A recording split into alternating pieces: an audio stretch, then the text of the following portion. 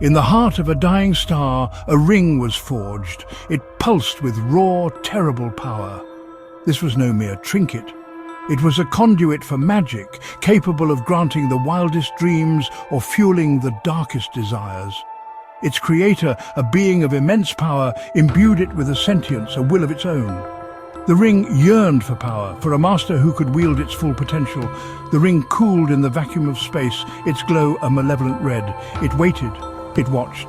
It knew its time would come, a time when it would walk among mortals, shaping destinies and empires. The ring fell to earth, a fiery meteor that split the sky. Warlords and sorcerers, driven by whispers and visions, sought the ring. Each craved its power, envisioning themselves as rulers of a new world order. Battles raged, landscapes were reshaped, and blood soaked the earth. The ring reveled in the chaos, feeding on the ambition and despair that swirled around it. The warlords, blinded by their lust for power, failed to understand the true nature of the ring. It was not a tool to be controlled, but an entity to be served. It whispered promises of power, but demanded a terrible price in return. A being of immense power and cruelty, the Titan Kronos finally claimed the ring.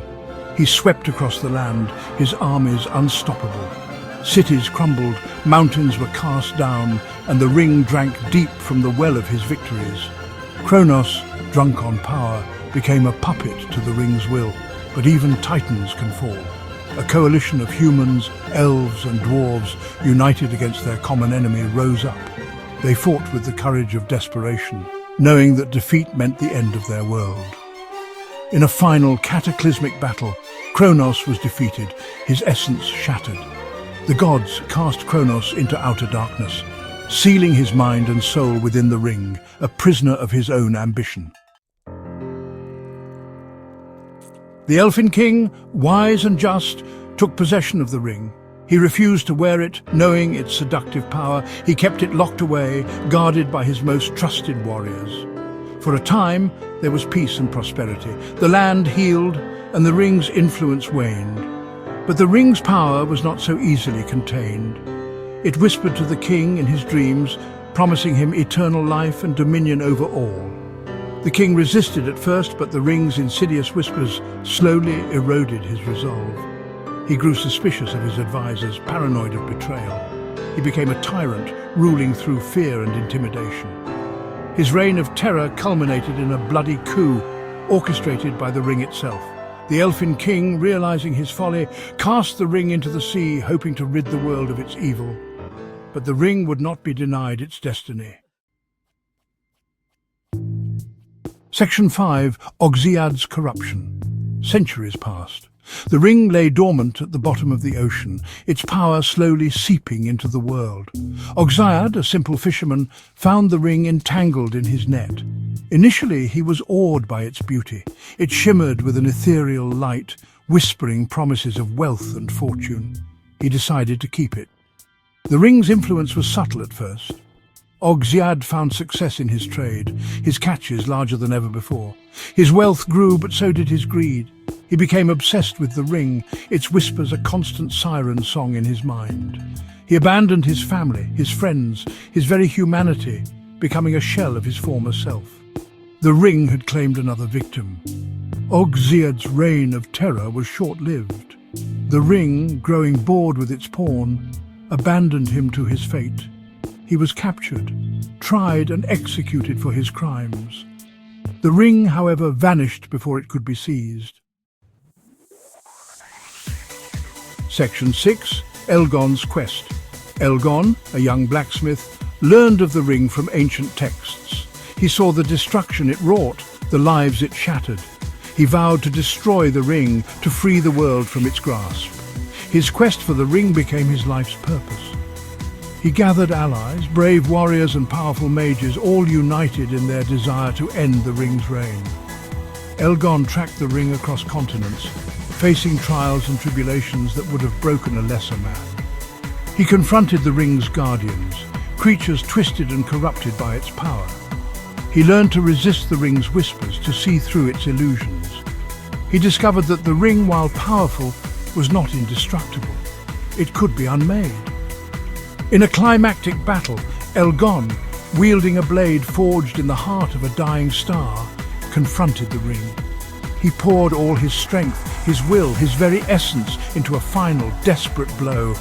The ring shattered, its power dissipating into the ether, yet, instead of vanishing, the ring's essence coalesced into two new forms, a magnificent scepter and a shimmering smelter. Elgon had not destroyed the ring's power, but merely transformed it. Section 7. The Fairy King's Tyranny. The Fairy King, a being of immense power, claimed the scepter and smelter. Believing them to be gifts from the heavens, he used their power to unite the fairy realm under his banner. He built a shining city, a beacon of magic and wonder. For a time his rule was benevolent, but the ring's influence, now divided, was no less potent. The Fairy King, corrupted by the combined power of the scepter and smelter, became obsessed with his legacy. He craved immortality, dominion over all realms, not just his own. He waged war on the human and elven kingdoms, his armies bolstered by dark magic. The land trembled under his iron fist, and the whispers of rebellion were met with swift and brutal retribution. Section 8. The Final Confrontation. A new generation of heroes rose to challenge the Fairy King. They understood that the scepter and smelter were the keys to defeating him. They infiltrated his fortress, a swirling vortex of magic and steel, determined to end his reign. The battle raged for days, a whirlwind of clashing steel, blinding magic and desperate courage. In a final desperate gamble, the heroes managed to wrest the scepter and smelter from the Fairy King's grasp. They combined their power, focusing it on the heart of the Fairy King's power, the source of his immortality. The Fairy King, drained of his power, withered and crumbled, his reign of terror finally at an end. With the Fairy King defeated, the heroes faced a new dilemma. What to do with the scepter and smelter? They knew the danger of these artifacts, the insidious evil they embodied. They decided to destroy them once and for all. They journeyed to Mount Doom, a volcano where the very fabric of reality was thin, and cast the scepter and smelter into the fiery maelstrom. Section 9. The Ring's End. The scepter and smelter melted in the heart of the volcano, their power seemingly consumed by the flames. The heroes watched as the mountain rumbled, the very air crackling with magical energy. The world held its breath. Was this truly the end of the ring's power, or would it, like a phoenix from the ashes, rise again? Only time would tell. The tale of the enchanted ring serves as a warning. Power corrupts, and absolute power corrupts absolutely.